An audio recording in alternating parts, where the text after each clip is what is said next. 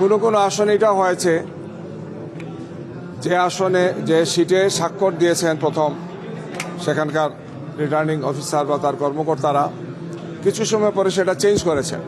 ঢাকা 17 আসনে এই ধরনের ঘটনা ঘটেছে। কমপক্ষে 8টি সিটে এই ধরনের তারা পরিবর্তন করেছেন, ওভাররাইটিং করেছেন। কেন চেঞ্জ করেছেন? বলেছেন যে একটু ভুল হয়ে গেছে, এটা সংশোধন করতে হবে। বিভিন্ন সেন্টারগুলোর যে রেজাল্ট শিট সেটা যোগ করে যেটা দাঁড়িয়েছিল, এটা কাটাকাটির আগে ওভাররেটিংয়ের আগে পরে যেটা তার ওভাররেটিং করেছেন সেখানে 5,000 ভোট কমানো হয়েছে। একটি বিশেষ দলের প্রধানকে সুবিধা দেওয়ার জন্য আমরা মনে করি এই কাজটি করা হয়েছে। আমাদের যারা সেখানে ছিলেন এজেন্ট, তাদেরকে কোনো কথা বলতে দেওয়া হয়নি। তারা ইতিমধ্যেই প্রেস কনফারেন্স করেছেন, প্রেসের সাথে কথা বলেছেন। আমরা বলেছি যে আপনারা এই ব্যাপারে পদক্ষেপ গ্রহণ করুন। ঢাকার প্রায় সবগুলো আসনে আমাদের যারা আছেন, অর্থাৎ জামাত ইসলামী এবং আমাদের 11 দলীয় নির্বাচনী ঐক্যের সবার রেজাল্টটা দিতে এই ধরনের গড়িমসি করা হচ্ছে।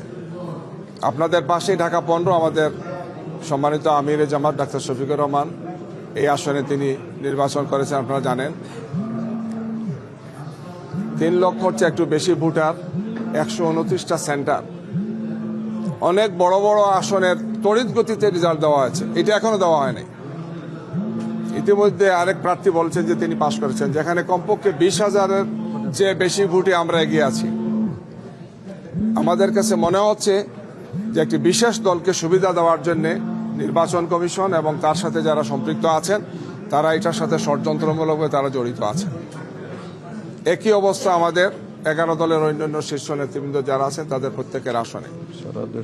সারা দেশের আসনগুলো নিয়ে আমরা পর্যবেক্ষণ করেছি, পর্যালোচনা করেছি। একই ধরনের চক্রান্ত এবং ষড়যন্ত্রের গন্ধ আমরা দেখতে পাচ্ছি। অপটিক্যাল ব্রাইটেনার, কালার গার্ড এবং ডার্ট লক সমৃদ্ধ অ্যাডভান্স ফর্মুলায় এলো নতুন রে ডিটারজেন্ট পাউডার। আমরা মনে করি যে ফেসিবাদের বিরুদ্ধে, স্বৈরশাসনের বিরুদ্ধে এই জাতি সংগ্রাম করেছে, রক্ত দিয়েছে। 1400 শহীদ হয়েছেন, আরও অনেকেই এর আগে শহীদ হয়েছেন। হাজার হাজার মানুষ আহত হয়েছেন, পঙ্গু হয়েছেন। আমরা রক্ত দিয়েছি, আমরা আত্মোৎসর্গ করেছি অসংখ্য মানুষ এখানে। এই ধরনের আরেকটি নতুন ফেসিবাদ কায়েমের জন্য নয়। আমরা স্পষ্ট ভাষায় বলতে চাই যে এই যে প্রক্রিয়া তারা করছেন, গণনা করা, রেজাল্ট দেওয়ার ক্ষেত্রে বিভিন্ন ধরনের কলাকৌশল করা, ইচ্ছাকৃতভাবে মনে হচ্ছে যে কোনো একটা বিশেষ উদ্দেশ্য সাধনের জন্য তারা এই কাজটি করছেন। আমরা আগেও বলেছি যে আমরা ষড়যন্ত্রের কাছে মাথা নত করব না। দেশবাসীকে সাথে নিয়ে আমরা এই চক্রান্ত এবং ষড়যন্ত্রের বিরুদ্ধে দুর্বার প্রতিরোধ গড়ে তুলব। আমরা বাধ্য হব এই ধরনের চক্রান্ত এবং ষড়যন্ত্র যারা করছেন তাদের বিরুদ্ধে আন্দোলন করে তাদেরকে আমরা জনগণের মুখোমুখি করব। আমাদের কেন্দ্রীয় কার্যালয়ে আমাদের আমিরে জামাত এবং শীর্ষ নেতৃবৃন্দ সেখানে ছিলেন। তারা সেখানে প্রেসের সাথে কথা বলেছেন এই ধরনের চিত্রগুলো বিভিন্ন জায়গাতে আসছে, সেই বিষয়ে আপনাদেরকে বা আপনাদের বন্ধু যারা ছিলেন সেখানে তাদেরকে অবহিত করেছি।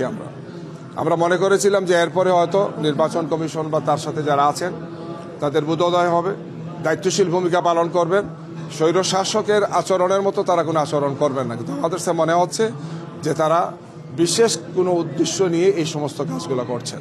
আমরা এখন ইসির যারা আছেন তাদের সাথে কথা বলবো, তাদের বক্তব্য শুনবো এবং আমাদের পক্ষ থেকে পরবর্তী কঠোর কর্মসূচি কী দিতে হয় আমরা সেটা তাদেরকে জানাবো।